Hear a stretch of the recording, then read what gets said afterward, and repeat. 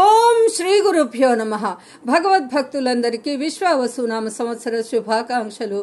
ఈరోజు శ్రావణ శుక్ల నవమి ఆదివారము ప్రత్యక్ష భగవానుడైన సూర్యనారాయణుడికి ప్రీతికరమైన రోజు. ఆరోగ్యం భాస్కరాదిచ్చేత్. మనకు భాస్కరుడు సూర్య భగవాన్ వలననే ఆరోగ్యం కలుగుతుంది. అటువంటి సూర్య భగవానుని ఆదిదేవ నమస్తుభ్యం ప్రసీద మమ భాస్కర, దివాకర నమస్తుభ్యం ప్రభాకర నమోస్తుతే అంటూ ఆ సూర్య భగవానుని ఎర్రని పూలతో ఎర్రని అక్షతలతో సేవిస్తూ 3 సార్లు అర్ఘ్యప్రదానము చేస్తే ఆ సూర్య భగవానుని అనుగ్రహం మనకు కలుగుతుంది. ఇక ప్రతిరోజులాగే సౌందర్య లహరిలోని ఒక దివ్యమైన శ్లోకరత్నాన్ని ఇప్పుడు మనం పారాయణం చేసుకుందాము.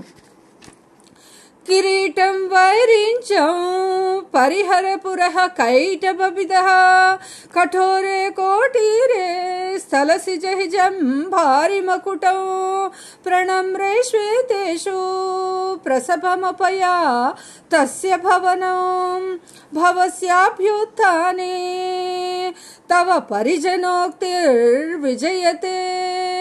అమ్మా ఆదిశక్తి జగజ్జనని, నీవు పరమేశ్వరుడు నీ గృహానికి అరుదించే సమయంలో నీవు ఆ స్వామికి ఎదురేగి ఆహ్వానించే సమయంలో నీ యొక్క పరిచారికలు తమ తమ జయ జయ ధ్వానాలను నీకు ఇలా వినిపిస్తూ ఉంటారు.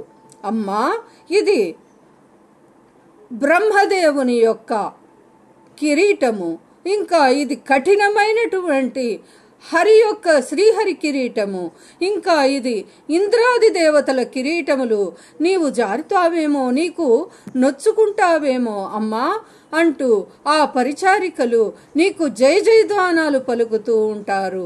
అలాంటి నీకు ఈరోజు మేము బ్రహ్మాది దేవతలతో కూడా మేమందరము ప్రణమిల్లుతున్నాము.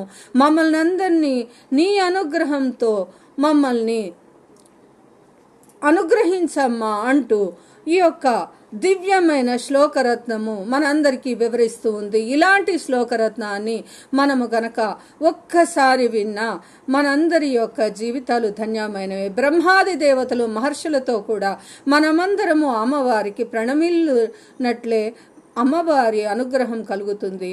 అమ్మవారిని బ్రహ్మాది దేవతలతో కూడా ఇలా కీర్తించుదాం. అంబ పరమేశ్వరి అఖిలాండేశ్వరి ఆది పరాశక్తి పాలయ మాం, శ్రీ భువనేశ్వరి రాజరాజేశ్వరి ఆనంద రూపిణి పాలయ మాం. ఈ వీడియో నచ్చిన వారు లైక్ చేసి షేర్ చేసి